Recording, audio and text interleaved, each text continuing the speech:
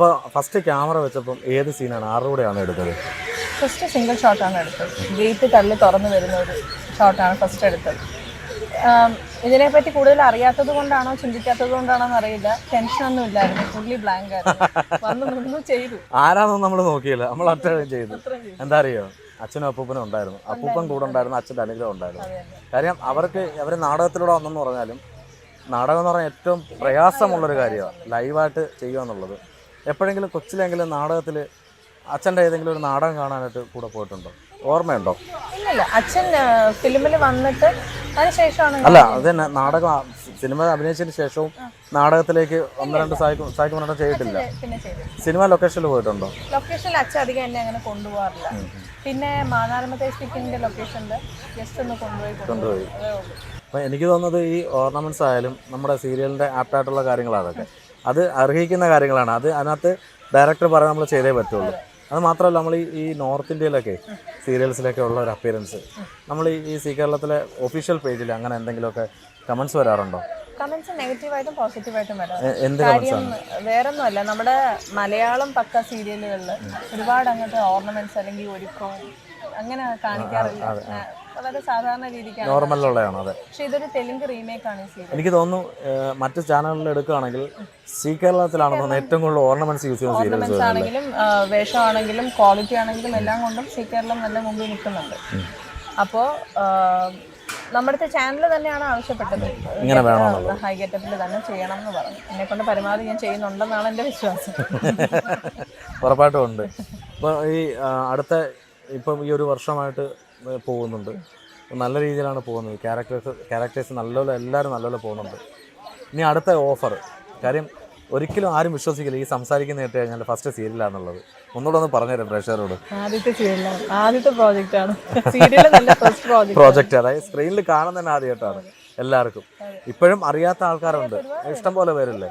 തീർച്ചയായിട്ടും നമ്മുടെ സായികുമാറിൻ്റെ മകൾ തന്നെയാണ് വൈഷ്ണവി. അപ്പോൾ വൈഷ്ണവി ആദ്യം ഞാൻ കണ്ടപ്പോഴേ എന്നെ തൊഴിക്കുകയൊന്നും ചെയ്യല്ല കേട്ടോ.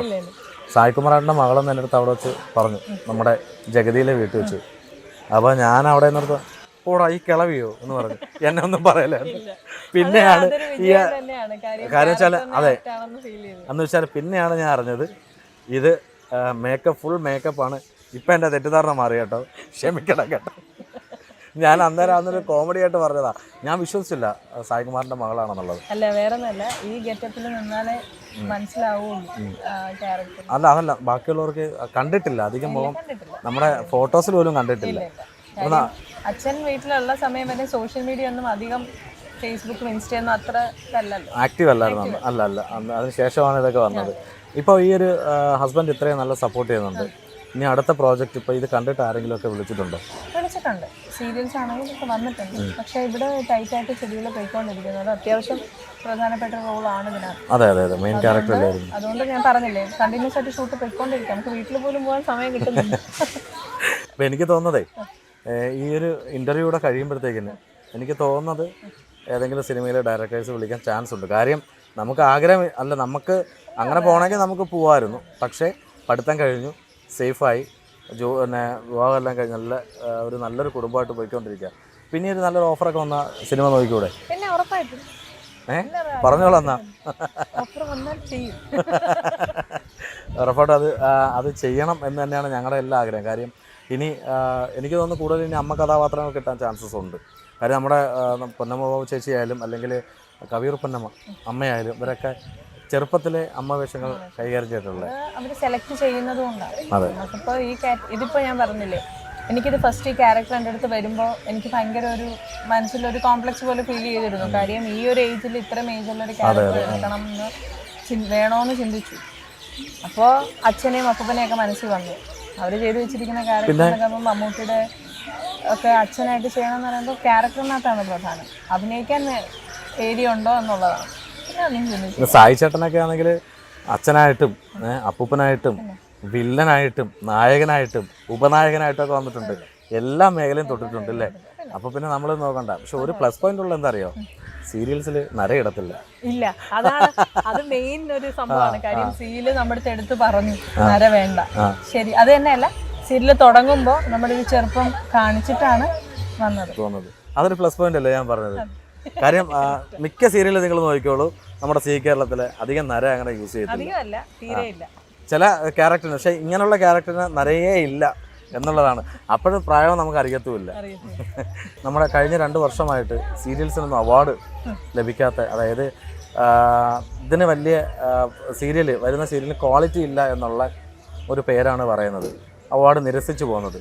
അതിനെക്കുറിച്ച് ഇപ്പോൾ 1 വർഷമായിട്ടുള്ള എക്സ്പീരിയൻസ് ഉണ്ടല്ലോ, അങ്ങനെ തോന്നാറുണ്ടോ ഇങ്ങനെ നിലവാരമില്ലാത്ത സീരിയലാണ് വരാമെന്ന്? ഞാൻ പറഞ്ഞില്ലേ, ഇതിപ്പോൾ തന്നെ ഈ സീരിയലിനകത്ത് കൂടുതലും തെലുങ്ക് റീമേക്കാണ് ഈ സീരിയൽ. അപ്പോൾ നമ്മുടെ മലയാളി പ്രേക്ഷകർക്ക് അക്സെപ്റ്റ് ചെയ്യാൻ പറ്റാത്ത ചില കാര്യങ്ങളുണ്ടാകും. പക്ഷേ ഇതൊന്നും പറയാൻ ഞാൻ ആളല്ല, ഞാൻ എൻ്റെ പേഴ്സണൽ ഒപ്പീനിയൻ പറയാം ചോദിച്ചതിൻ്റെ പേര്.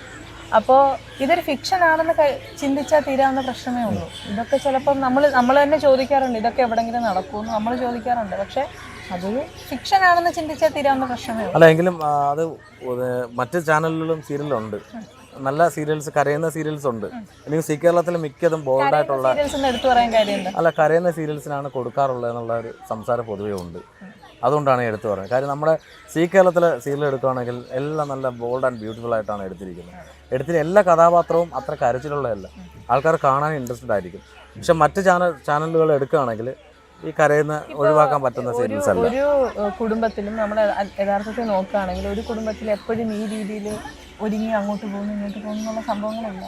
കരയുന്നെന്ന് പറയുന്ന എല്ലാ കുടുംബത്തിലും വിഷമങ്ങളും കാര്യങ്ങളും ഉണ്ട്. അല്ല, ഇനി അതാണ് അവാർഡ് കൊടുക്കാൻ അവരുദ്ദേശിച്ചത്, കരയുന്ന സീരിയൽസിന് മാത്രമേ കൊടുക്കാന്നുള്ളത് ചോദിക്കണം. എന്താണ് നിങ്ങൾ ഉദ്ദേശിക്കുന്ന സംഭവം എന്ന് അവരുടെ അടുത്ത് തന്നെ ചോദിച്ചാലേ മനസ്സിലാവും. പക്ഷെ അതിലൊക്കെ ഒരു വിഷമം, ഇപ്പൊ സീരിയൽ ആർട്ടിസ്റ്റ്, ഇപ്പൊ ഒരു ആർട്ടിസ്റ്റ് എല്ലാവരും കഷ്ടപ്പെടുകയല്ലേ എൻ്റെ ഒരു ചെറിയൊരു റീസൺ വെച്ചിട്ട് നിലവാരമില്ല എന്ന് പറയുമ്പോഴത്തേക്കും ഒറ്റയടിക്ക് തീർന്നില്ല.